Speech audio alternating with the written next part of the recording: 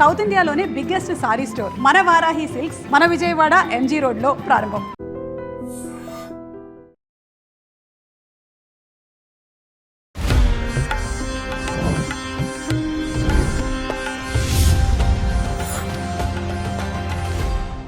శ్రీ గురుభ్యో నమః.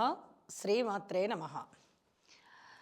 శాంతాకారం భుజగశయనం పద్మనాభం సురేశం విశ్వాకారం గగనసదృశం మేఘవర్ణం శుభాంగం లక్ష్మీకాంతం కమలనయనం యోగి హృద్యానగమ్యం వందే విష్ణుం భవభయహరం సర్వలోకైకనాథం లక్ష్మీం క్షీరసముద్రరాజతనయాం శ్రీరంగధామేశ్వరీం దాసీభూత సమస్తదేవవనితాం లోకైకదీపాంకురాం శ్రీమన్మందకటాక్షలబ్ధవిభవద్బ్రహ్మేంద్ర గంగాధరాం త్వాం త్రైలోక్యకుటుంబినీం సరసిజాం వందే ముకుంద ప్రియాం.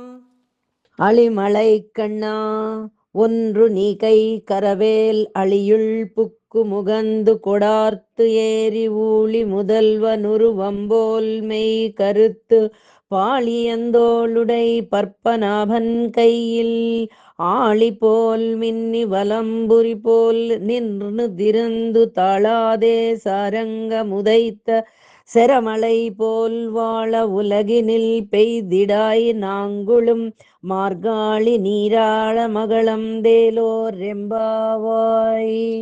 గోద తన యొక్క 4వ పాసురంలో ఏ విధంగా తెలియజేస్తోంది?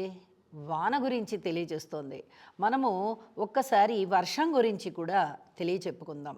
వర్షము వల్ల పంటలు పండుతాయి. పంటలు పండడం వల్ల దేశం సుభిక్షంగా ఉంటుంది. పద్మనాభ స్వామి యొక్క చతుర్భుజాలలో ఉన్నటువంటి శంకు చక్రాలు తళతళ మెరుస్తూ వాటి యొక్క భోగాన్ని మనకి తెలియచేస్తూ ఉన్నాయి. అలాగే ఈ భూమి మీద కూడా వర్షాలు పడినప్పుడు చక్కగా గోగ్రాసం పెరుగుతుంది. అలాగే పశువులన్నిటికీ కూడా గ్రాసం సుష్టుగా వస్తుంది. ఆవులు కుండల నిండుగా పాలిస్తాయి.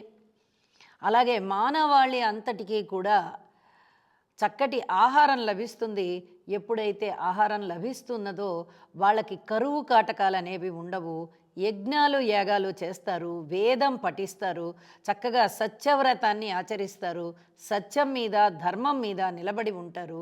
వానదేవ నీ యొక్క ఆశీస్సులు ఉండబట్టే కదా ఈ వర్షాలు ఇంత బాగా కురుస్తూ ఉంటాయి. మరి నువ్వైనా ఎవరికి అధీనమై ఉంటావు? ఈ ప్రకృతికి అధీనమై ఉంటావు. ఈ ప్రకృతి దేని మీద ఆధారపడి ఉంది? ధర్మం మీద ఆధారపడి ఉంది. ఆ ధర్మం దేని మీద ఆధారపడి ఉన్నది? మనుషుల యొక్క సత్య ప్రవర్తన మీద ఆధారపడి ఉంది. ఈ సత్య ప్రవర్తన ఏ విధంగా జరుగుతుంది అంటే ఈ సత్య ప్రవర్తన అనేది క్షుద్బాధ లేని మానవుల యొక్క అంతరంగం నుంచి ఈ సత్యవ్రతం అనేది ఏర్పడుతుంది. అలాగే మనుషులందరము కూడా భగవంతుని పట్ల భక్తి కలిగి ఉన్నట్లయితే చక్కటి శుభమైన కార్యక్రమాలని ఆచరిస్తాము.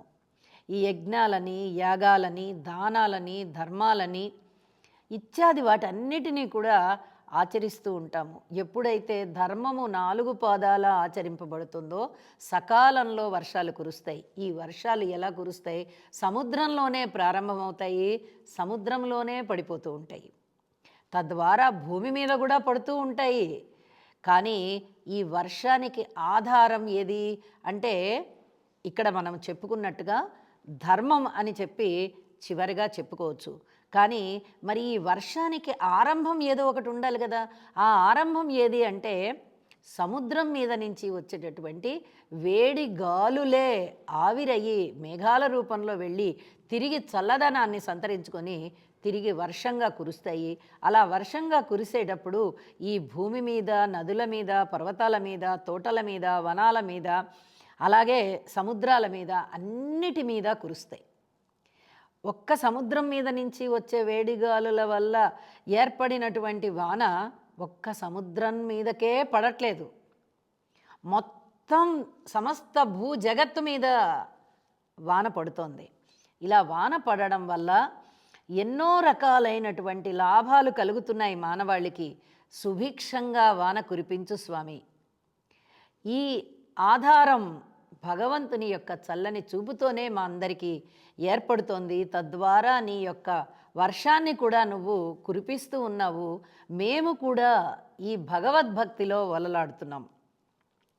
ఎంతో అందమైనటువంటి పద్మనాభ స్వామి యొక్క పూజని చేస్తున్నాం. మేము విష్ణుమూర్తిని తలుస్తున్నాం, కేశవనామాలు చెప్పుకుంటున్నాం, జపిస్తున్నాము.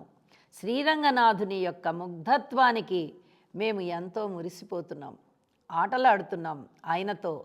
ఆయనతో అన్ని రకాల భావాలని పంచుకుంటున్నాము. శ్రీవ్రతము చేస్తున్నాము. మా చెలులందరము కలిసి ఈ వ్రతాన్ని ఎంతో భక్తి శ్రద్ధలతో ఆచరిస్తున్నాము.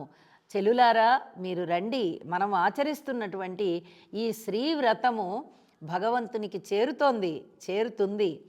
తప్పకుండా భగవంతుడు మనని అనుగ్రహిస్తాడు, కనికరిస్తాడు. అవ్యాజమైన ప్రేమలో మనము ఓలలాడదాము. రండి చెలులారా, మనము చేసేటటువంటి ఈ శ్రీవ్రతము దేశానికంతటికీ కూడా సుభిక్షం కలిగే విధంగా, వానలు సమృద్ధిగా పడే విధంగా మనము కొలుద్దాము, పూజిద్దాము, మన యొక్క కోరికని తెలియచేద్దాము అని చెప్పి గోద తన చెలులందరినీ కూడా శ్రీవ్రతము చేద్దాము, స్నానము చేసి ఈ వ్రతాన్ని ప్రారంభిద్దాము, నదికి వెళ్దాము, నది దగ్గరే ఉన్నాం మనము, నదిలో దిగి చక్కగా ఆ జలకేళి నిర్వహించుకొని వచ్చి తిరిగి ఈ సూర్యోదయానికి పూర్వమే మనము ఈ కార్యక్రమాలన్నింటినీ కానిచ్చుకొని భగవంతుడిని అర్చించి బాలభోగాన్ని సమర్పించి దానిని మనము ప్రసాదంగా స్వీకరిద్దాము. అరటిపళ్ళు, తేనె, అలాగే ఇంకా ఈ మాసంలో, మార్గశిర మాసంలో పౌర్ణమి వెన్నెలలో ఉన్నటువంటి అందాలని తనివి తీరా చూసుకుంటూ భగవంతుడు మనతో ఉన్నాడు, ఆ బాలకృష్ణుడే మనతో ఉన్నాడు అనేటటువంటి భావనలో ఓనలాడుతూ ఆయనకి వెన్నముద్దలు సమర్పిద్దాము. ఎన్నో రకాలుగా భగవంతుని యొక్క ప్రేమకి మనము దాసులవుదాము అని చెప్పి ఆ అవ్యాజమైన ప్రేమలో ఓలలాడుతూ తన యొక్క చెలులని రమ్మని పిలుస్తూ రంగనాథుడిని ఈ విధంగా సేవిద్దాము అని చెప్పి తెలియజేస్తూ గోదాదేవి తన యొక్క భక్తిని ఈ విధంగా తెలియజేస్తూ ఉన్నది.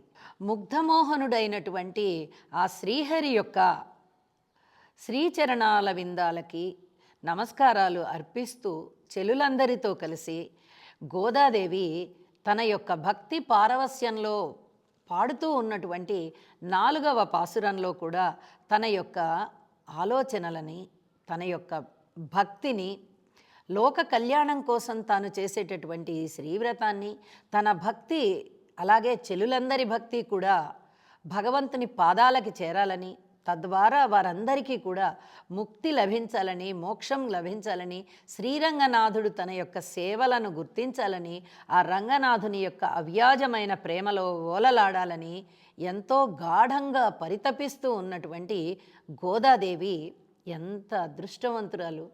నిజంగా గోద మన కోసమే పుట్టింది.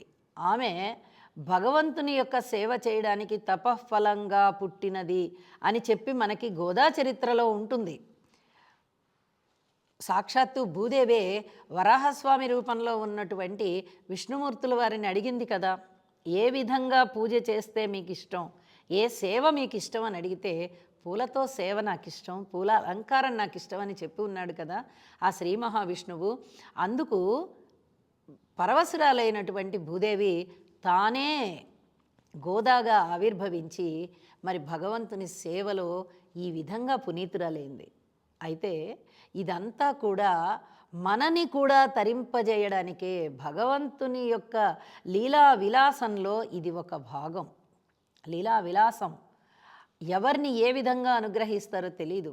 దేవతలందరూ కూడా ఏదో ఒక మిషతో వారు మళ్ళీ తిరిగి ఆవిర్భవిస్తారు.